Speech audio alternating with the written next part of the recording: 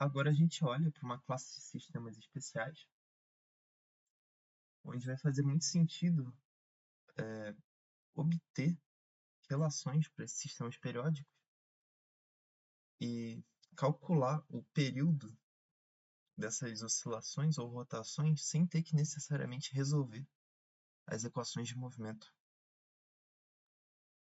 Só que para fazer uso disso, tem uma condição que é de o sistema ser separável. Então, vamos considerar um sistema separável.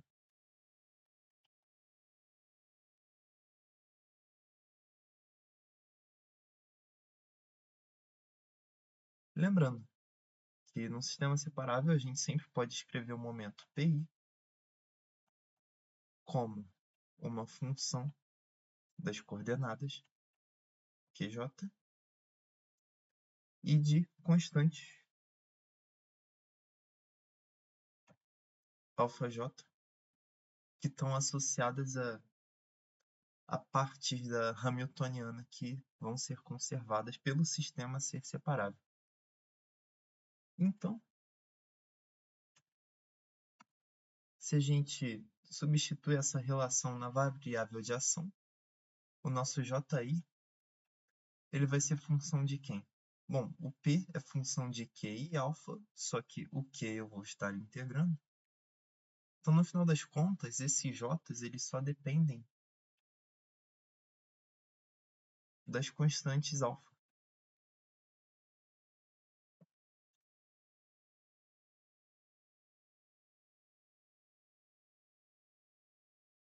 Então, como esses caras só dependem de constantes, eles por si só já são constantes de movimento também. Ou seja, as variáveis de angulação JI são constantes de movimento.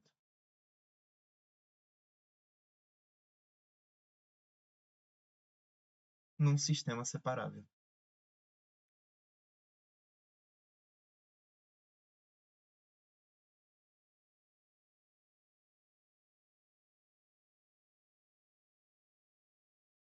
E também periódico, porque aqui esse JI é definido como uma integral de uma curva fechada. Para eu ter curva fechada, o sistema precisa ser uma oscilação ou uma rotação. Sistema separável e periódico.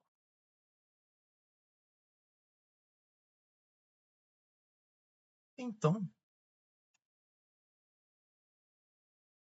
a gente pode pegar essa relação JI de αj e, se essas constantes de movimento, os alfas, forem independentes, a gente pode inverter essa relação e escrever as próprias constantes de movimento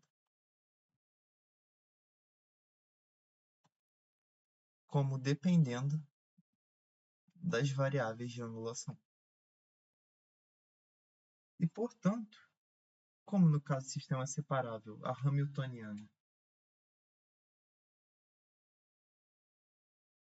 é uma função dessas constantes de movimento, a gente pode escrever a Hamiltoniana como sendo função dessas variáveis de ação.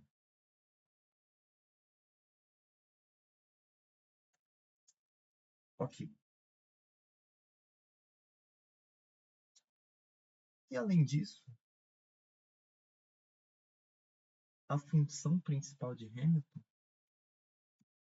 que era o W de QI, PI, que era a nossa solução das equações de Hamilton-Jacobi, menos uma constante temporal vezes o tempo,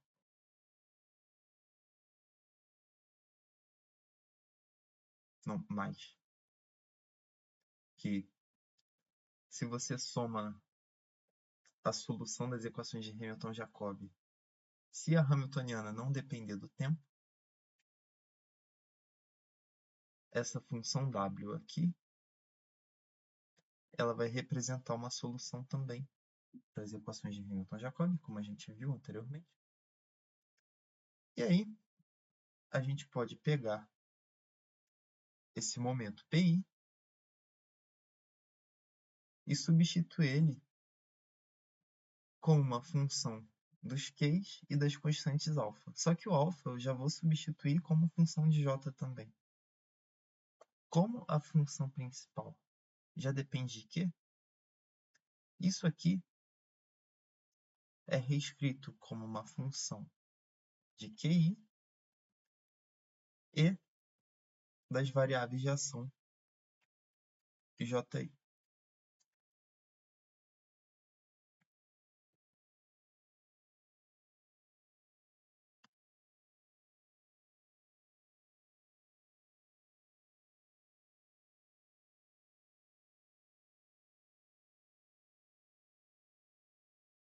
Então, quando a gente olha para a forma funcional dessa função, parece que as variáveis de ação elas ocupam o lugar dos momentos. E é justamente como a gente pode interpretar elas.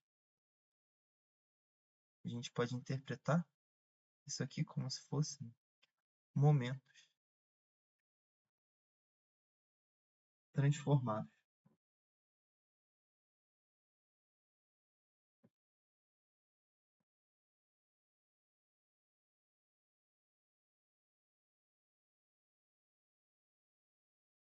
E eles representam uma outra transformação canônica que a gente poderia ter feito para a nossa Hamiltoniana.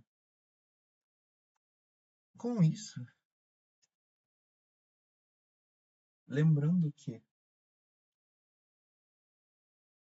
a solução da equação de Hamilton-Jacobi S é uma função geradora de segundo tipo,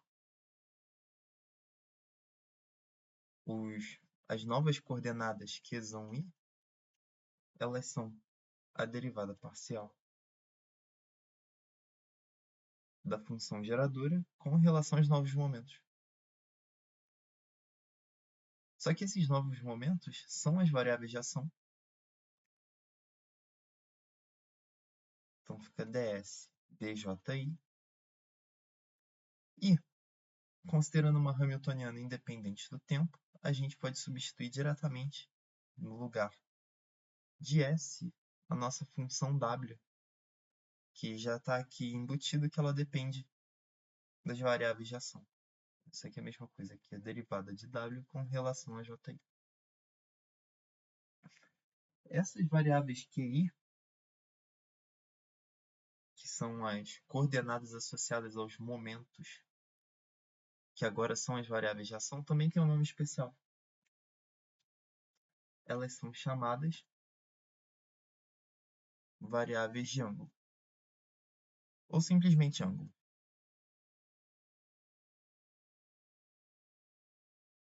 E juntos, esse par QI, que agora eu vou chamar de φi por ser ângulo, então eu vou ter o par φi JI. Isso aqui forma o que é chamado de variáveis de angulação.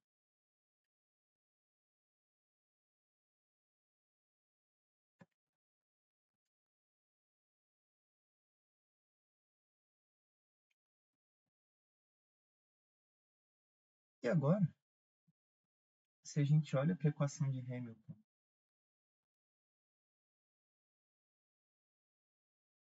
nessas novas variáveis,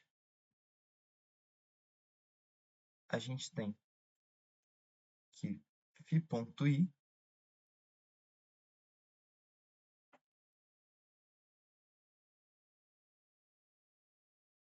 é a mesma coisa que a derivada da Hamiltoniana com relação a JI.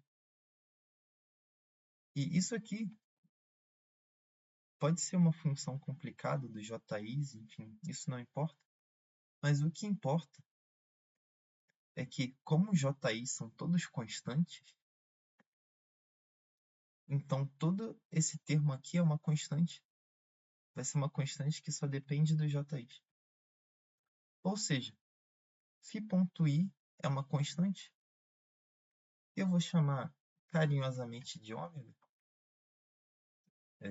pode ser um ômega-i, que pode depender da coordenada, né? Você pode, para cada coordenada, ter uma constante diferente.